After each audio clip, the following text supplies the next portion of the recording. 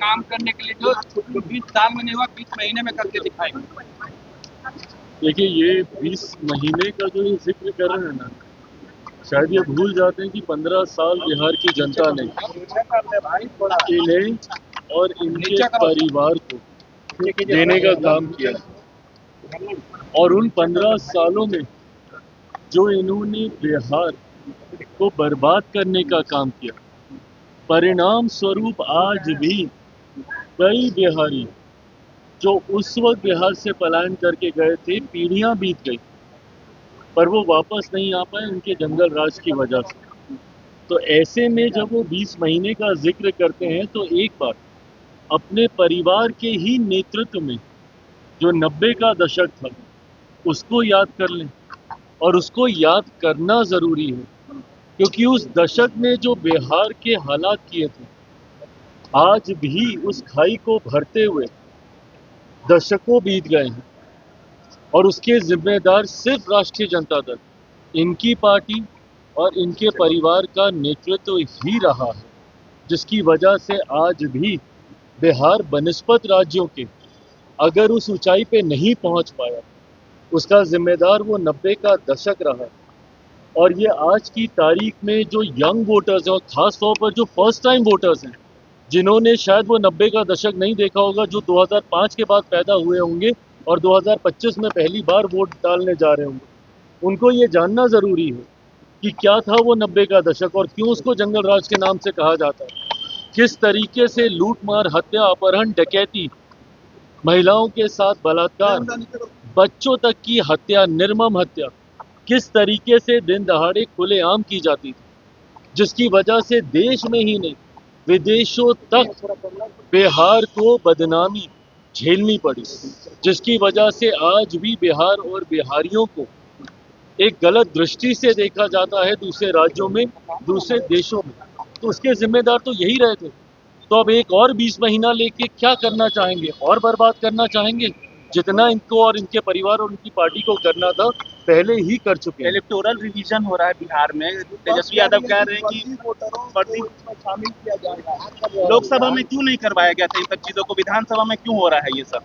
Representation of peoples act के तहत 1950 इसके तहत ये प्रोसेस समय समय पर अपनाया जाता है और इसको अपनाना भी जरूरी है, ताकि इसकी आड़ में जो फर्जीवाड़ा होता है, कई बार हम लोग देखते हैं कि अगर किसी का निधन हो गया उसके नाम भी उसमें वोटर लिस्ट में डला होता है, जिसकी वजह से जो सही मतदाता है, जो वोटर है, वो अपना वोट नहीं डाल पाता है।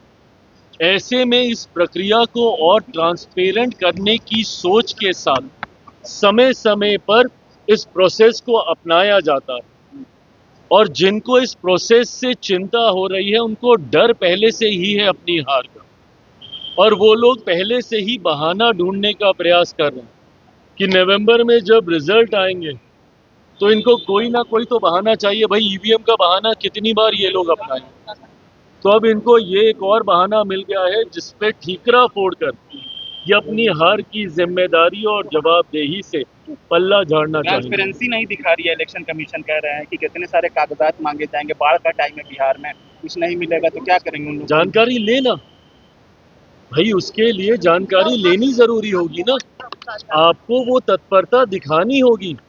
जाके पूछिए कौन कौन से फॉर्म्स हैं, 3 तरीके के फॉर्म्स उसमें सामने हैं, और उस 3 तरीके के फॉर्म में ये दिखाया जा रहा है कि भैया 2003 से पहले जो लोग मतदाता सूची में थे उनके लिए वो फॉर्म है, जो उसके बाद जुड़े उनके लिए दूसरे तरीके का फॉर्म है।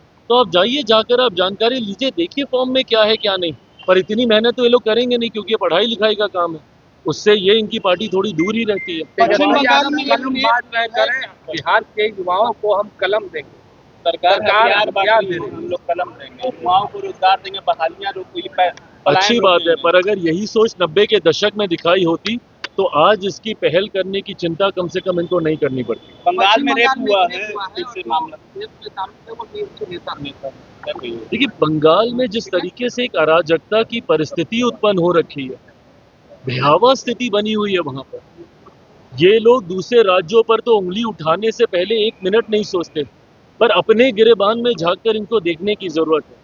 आज भी आजादी के इतने वर्षों के बाद सबसे ज्यादा चुनावी हिंसा अगर किसी राज्य में होती है तो वो बंगाल में ही होती है। आज भी वहां पे दिन दहाड़े लूटमार, हत्या, अपहरण, डकैती और बलात्कार जैसे अपराधों में अगर कोई लिप्त है तो वो सत्ताधारी दल के ही नेता, कार्यकर्ता और जनप्रतिनिधि सामने आते हैं।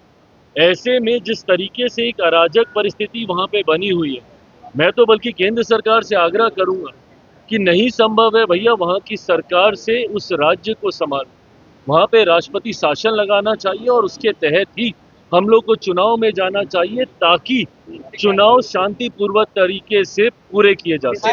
बिहार में आयोग बने हैं, उसको लेकर लगातार नेता प्रतिपक्ष तेजस्वी यादव सवाल पूछ रहे हैं, कह रहे हैं कि क्या दामाद आयोग के बाद बहनोई आयोग, मेहरारू आयोग भी बनेगा।